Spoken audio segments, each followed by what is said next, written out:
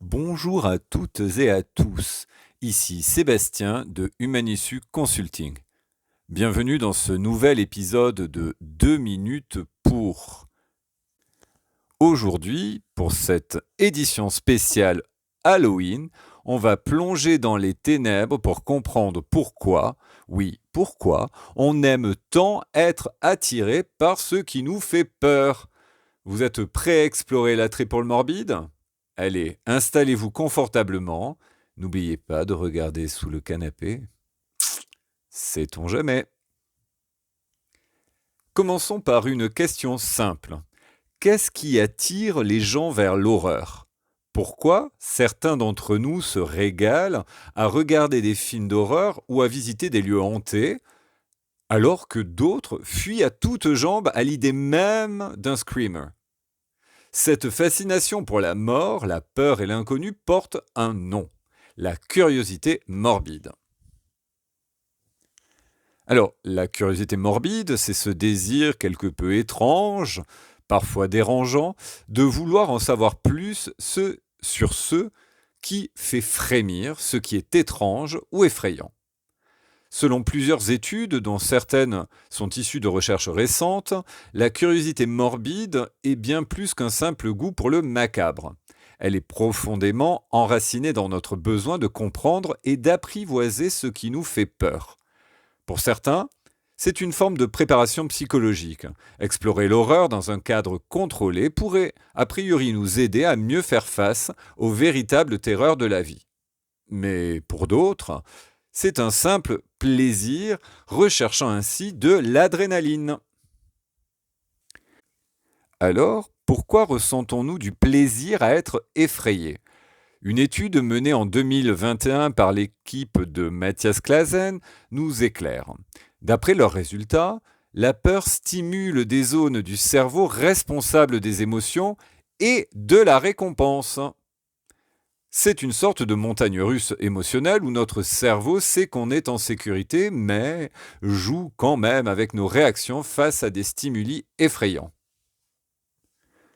Les junkies de l'adrénaline, ceux qui recherchent activement cette montée de sensations, en redemandent toujours plus, à croire qu'il s'agirait presque d'addiction. Sachant surtout que la zone du cerveau qui est stimulée comprend celle de la récompense. Mais il y a aussi ceux qui se tournent vers l'horreur pour une autre raison. On les appelle les dark coppers. Pour eux, regarder des films d'horreur, c'est en somme une façon de gérer leur anxiété existentielle. En affrontant l'horreur à l'écran, ils apprennent à mieux faire face à leurs propres peurs dans la vraie vie. C'est un peu une thérapie inversée. Je me fais peur maintenant, donc je gère mieux mes peurs réelles. J'ai mis des guillemets, vous ne les voyez pas, mais ils y sont. Enfin, si vous êtes un fan de films d'horreur, vous avez sans doute entendu parler du concept de la Final Girl. C'est cette héroïne qui, à la fin du film, survit aux attaques du tueur. Mais alors, pourquoi ce concept fascine-t-il tant ? Selon une étude récente, la Final Girl symbolise bien plus que de la simple survie. Elle incarne notre capacité d'adaptation, notre résilience face à l'horreur. C'est aussi une figure de force, d'empowerment, souvent d'ailleurs confrontée à des situations extrêmes, mais qui parvient toujours à s'en sortir grâce à son intelligence, à sa force mentale et à sa capacité à anticiper le danger. Dans sa thèse sur le sujet, Charlie L.S. Brown explore ce concept dans le cadre plus large de la curiosité morbide. Il explique que la Final Girl n'est pas seulement un personnage de fiction, mais une métaphore de notre propre lutte contre la peur et l'inconnu. Elle nous montre, selon lui, que même face à l'horreur la plus absolue, nous avons en nous la capacité de surmonter ses peurs. Mais ce n'est pas tout. Avez-vous déjà entendu parler des touristes de l'horreur et du tourisme noir ? Cet attrait pour le morbide va donc au-delà des films d'horreur. Il se manifeste aussi dans ce que l'on appelle le tourisme sombre ou noir. Vous en avez sans doute entendu parler. Ce type de tourisme consiste à visiter des lieux marqués par la mort, des champs de bataille aux maisons hantées, en passant par des sites historiques chargés de tragédies. Alors on pourrait faire un parallèle avec l'urbex également, mais qu'est-ce qui pousse quelqu'un à visiter Auschwitz ou les catacombes de Paris? En fait, c'est un mélange de fascination historique et de curiosité morbide. Les chercheurs expliquent que ce type de tourisme nous offre une opportunité unique de réfléchir à notre propre mortalité et d'éprouver des émotions fortes tout en étant éloigné du danger réel. Loin d'être du voyeurisme macabre, il s'agit souvent de mieux comprendre des événements tragiques tout en confrontant nos propres peurs les plus profondes. Un autre point fascinant s'il en est de notre attrait pour l'horreur est le lien profond entre l'horreur et la religion. Si vous pensez à des films comme L'Exorciste, Conjuring ou même La Nonne, on y retrouve des thèmes religieux très forts. Les possessions démoniaques, le combat entre le bien et le mal, l'idée de la damnation éternelle, etc. Tout cela joue sur des croyances profondément ancrées dans l'humanité. Dans les recherches sur la curiosité morbide, on constate que les récits religieux, notamment dans les contextes de l'horreur, exacerbent nos peurs de l'inconnu, de la mort et, bien évidemment, de ce qui pourrait nous attendre après celle-ci. Dans les recherches sur la curiosité morbide, on constate que les récits religieux, notamment dans les contextes de l'horreur, exacerbent nos peurs de l'inconnu, de la mort et de ce qui pourrait nous attendre après celle-ci.